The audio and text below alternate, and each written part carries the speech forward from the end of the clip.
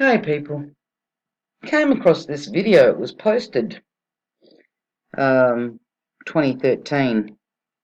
I've never watched it. Never seen it on YouTube, never watched it. Somebody used a portion of it, and yeah, I tracked down the original video so that I could see the full video.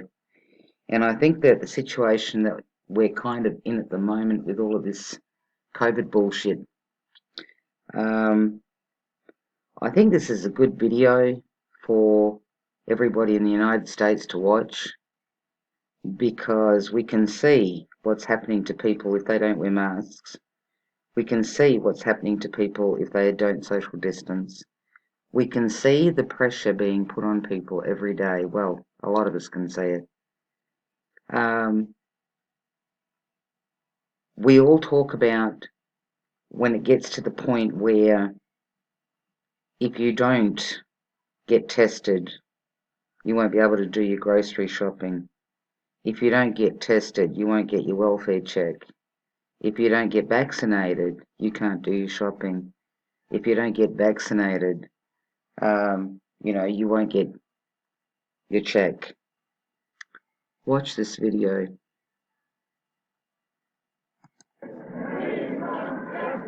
It's disgusting that almost every day we learn of another person being terrorised, robbed, and attacked in their home. For Christ's sake, get a bit of vegan. Carrying signs and chanting, "We want justice," more than 2,000 angry Australians delivered a personal message to Parliament's doorstep.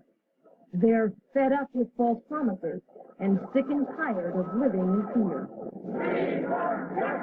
The bottom line is people want to know that they have a right to defend themselves. We come from a small country town, and it started happening there, and like, this with having a 6-week-old baby, I like to know that I can protect her, and that we feel safe in our own home. I would say that the politicians in this country, in Australia, have missed the boat entirely, and they've harmed a lot of people who didn't deserve harming with their laws and their approach to it. A gun buyback that forced law-abiding citizens to surrender their firearms in a nationwide roundup and meltdown of all semi-automatic firearms and pump-action rifles and shotguns. 640,000 ordinary conventional firearms confiscated and destroyed. It was an absolute joke and a tragedy. I actually turned in 3 firearms, and it broke my heart. And it was 40 years of collecting. And I can't say it any other way than that. I felt sick. I had to hand them in because if I didn't, I was going to jail. There's no ifs or buts about that. For taking that gun away from me, they've stolen something from me. A right stolen by their government, promising safety in return for its gun ban. But now citizens know the frightening truth. The cost of lost liberty can be measured in the loss of life. It's become very, very obvious, even to blind Freddie, that the expenditure of $500 million has done absolutely nothing to reduce crime. It certainly didn't do what the government touted it would do, which was to reduce crime. It hasn't done that at all. In fact, there's been more. This has been a lot of bull and hasn't really done much to help society with its problems. Cold, hard facts. The anti-gun forces can no longer escape. Armed robberies have skyrocketed, up 69%. Assaults involving guns rose 28%. Gun murders increased 19%. And a new phenomenon, home invasions jumped 21%. And increased politicians insist they can't explain because they're still trying to legally define what a home invasion is and what the penalty should be. Part of the difficulty is that there is no clear definition of home invasion in the law. You never cease to be amazed at the ingenuity of lawyers. If the politicians want a pay rise, boom, that's done in 20 minutes. But to define home invasion, what a joke. I have no trouble at all in defining what a home invasion is. I think if someone sets their foot inside your door uninvited, they are invading your home and your privacy. And victims who have survived home invasions don't need a definition. They've lived through hours of terror. Arthur Field was tied up, his hands and feet taped, his phone lines cut, while two robbers ransacked his house. And they jumped on me and knelt on my chest and grabbed me around the throat, and I immediately started calling out, help. I don't know how many men they start smashing the windows. There was a lot of glass shattering, a lot of noise outside, and I stood in the kitchen. I was trembling. The Zawadzkis, remember, thugs running through their home, demanding money, and threatening to kill them. Mr. Zawadsky says if he had a firearm, the suspects never would have gotten away. Do you will stand that you're not waiting till you get killed? Or you will defend yourself? Tell me true, you will defend yourself. Scars that never heal. Citizens left powerless.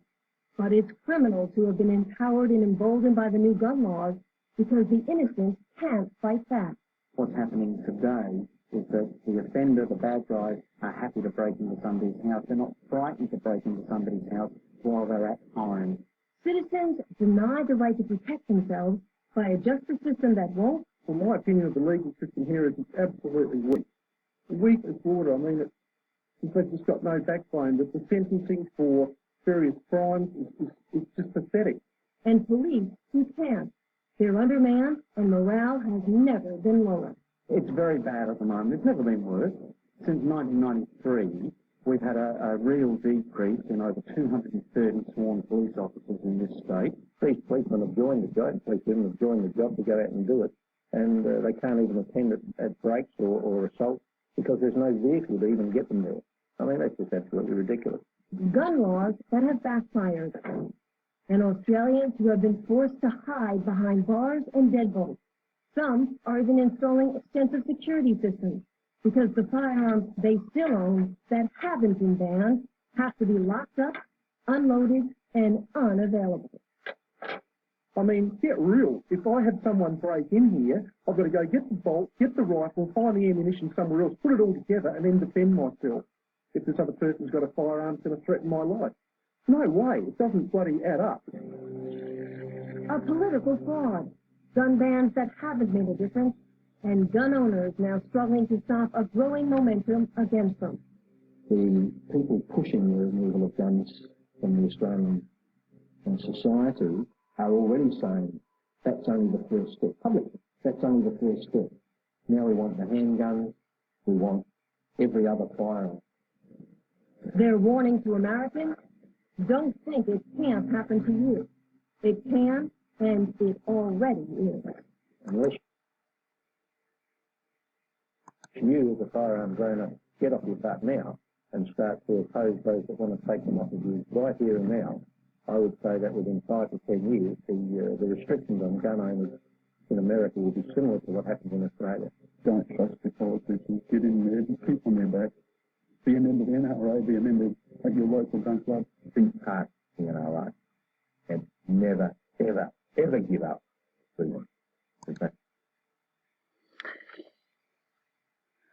Let me say what I said earlier on. We can all see where all of this is heading. If you don't wear a mask, it'll get to the point where you can't do your shopping. If you don't wear a mask, you won't get a welfare check. If you don't social distance, the same thing will happen. What do you think is going to come next? You don't hand over your gun, you can't do your shopping. You got kids, tough shit. You don't get vexed. It'll be a hand over your gun. Hand over your gun.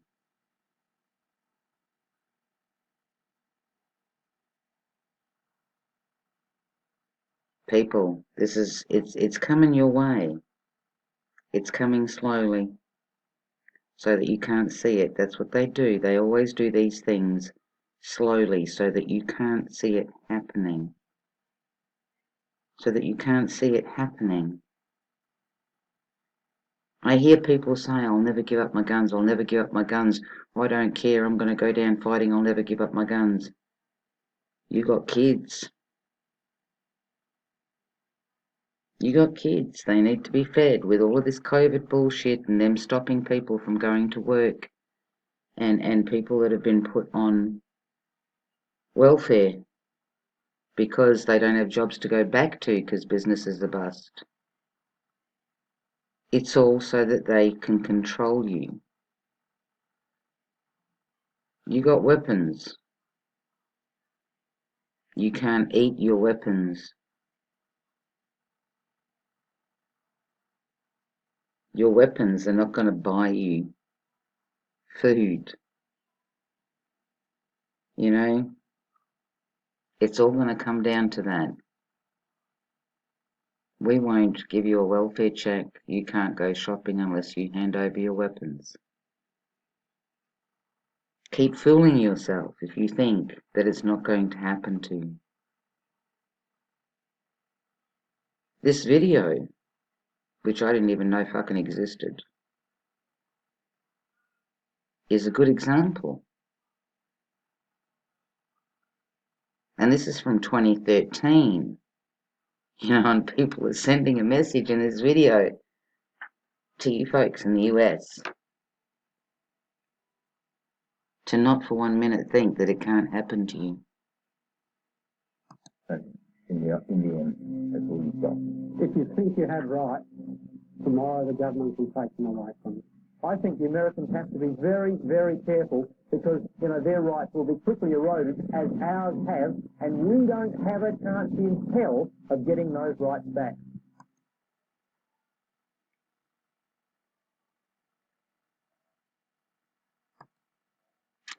You just heard that.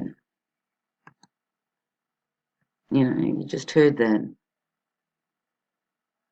It happens slowly. All of this COVID hoax, all of this lockdown everywhere, it's all for a reason. It's all for a reason. They know, and they're following their agenda. Sadly, a lot of people don't want to see what's coming. You know, I mean, people complain about guns and yada yada. My parents had guns when we were on the farm. We were taught. It's not something that you touch. You know, it's not something that you touch as a child unless you have supervision, whatever. A gun is not a problem. People are the problem. See, we here in Australia, they say, you know, we've got no guns. There's guns. There's guns for the criminals. If I wanted one, I would have to have a lot of money to go purchase one.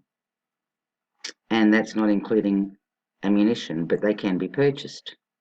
You just need to know where to go. So, is Australia gun-free? No, it's not. No, it's not. You saw the stats, and those stats, I would assume, are back from 2013. There isn't a day here, if you're reading the newspaper or whatever, that you don't read or hear via news somebody got shot. But your normal standard Joe has nothing left to protect himself with, apart from his salad fork. COVID, mandatory this, mandatory that, unemployed people, lost businesses. People are going to need to feed themselves somehow. Like I said, today it's you can't walk into a shop. Tomorrow it's going to be hand over your gun. Or you don't get your welfare check. You got nothing to feed your kids with. And yeah, you're going to hear some people saying, oh, well, I'm going to, we're out of the city and you know, we're up in the hills and we're here and we're there. People, they know where everybody is. They know where everybody is.